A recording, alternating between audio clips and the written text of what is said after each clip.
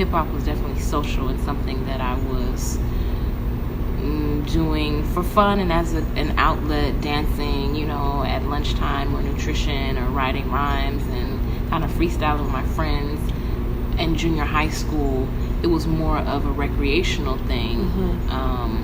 And hip-hop, proper was really popular back then, and there were videos. There was a music video scene where you were really seeing really good dance and straight hip-hop in music videos still, and it wasn't necessarily commercial. There was still that authentic hip-hop style that was being featured in music videos. It wasn't just straight commercial. So you actually look to videos. I used to record videos on VHS and learn choreography and make up my own choreography.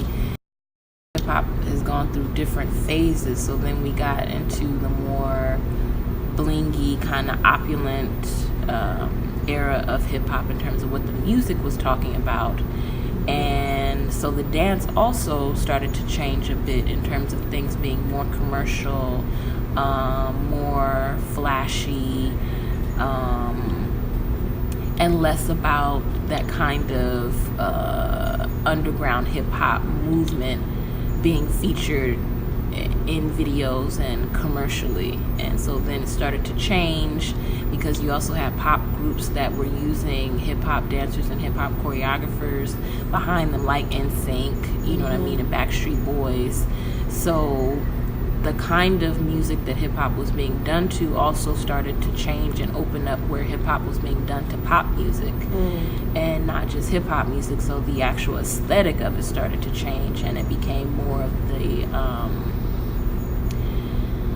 kind of acting out the words in the lyrics, and what some people call sign language hip hop, where it's very literal, bye, Right.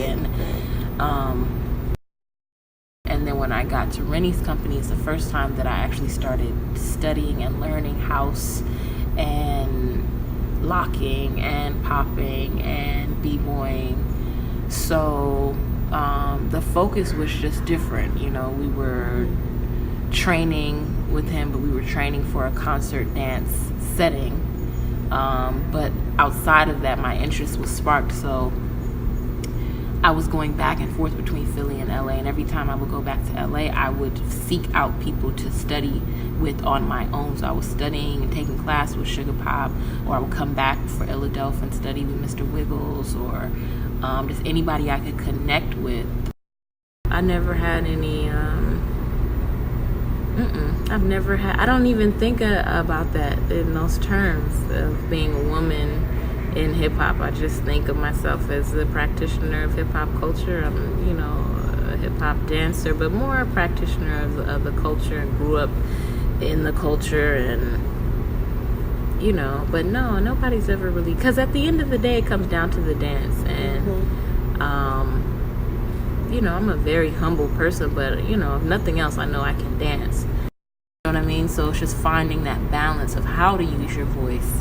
And I don't even think that's specific to gender. I think that men and women go through that. Right. Just finding that balance of how to use your voice in a way that is empowering not only to yourself but to others. You know what I mean? Because there's power in information, right. And knowing better, and so not just giving up on people or cutting people off, but actually having conversations. So if you are something, you don't have to say you are something. You just are, because you're being that. It's a state of being. And that's what I tell my students all the time. Hip-hop is a state of being. It's not a doing. And people who are not of the culture think it's a doing, and they're always trying to find these signifiers that they think make them hip-hop. And that's the shit that's corny, and it's not authentic. It's not authentic, and people are attracted to the energy of hip-hop. The world is trying to replicate the energy that they feel from hip-hop, but they don't know that. They don't know they're attracted to the energy. They think they're attracted to some kind of symbol or some kind of doing, so they try and do all the stuff and dress and talk this way and look this way and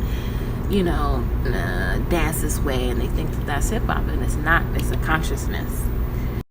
You're so busy looking for something hidden in there that you rip the whole thing apart, and then it's like you rip the essence of what it is apart, and then you still don't necessarily find what's really in there, because if you knew what it was, you would see what's there. You wouldn't have to rip it apart to find the essence of a thing. You would know it because you feel it and you live it.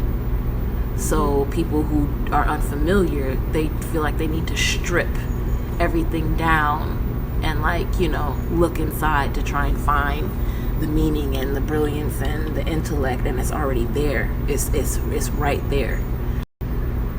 You're not gonna outdance me. That's the one thing that that's always been that's my rule. It doesn't matter, because, you know, it doesn't have to do with age.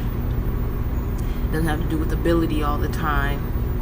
But that's not just hip hop. That's always been me as just a person, because I know what I have to offer.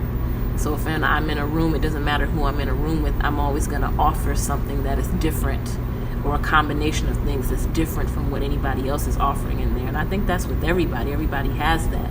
So, but they just look at it in different ways. So for me, I think my biggest ego thing is, if I'm in a room, I'm at a place in my life where, you know, I'm almost 40. I just am like, nobody is going to outdance me, because there's something that I can bring that is going to be as valuable as whatever somebody else is bringing. And I know that I have the heart and the passion, you know, for what I'm doing in a way that most people don't. It's a very extreme dedication and discipline, and feeling about my art and my dance. So in terms of ego, I just don't have an ego about the dance. I just do what I do. If people like it, they like it. If they don't, they don't. If I like it, I like it. If I don't, I don't.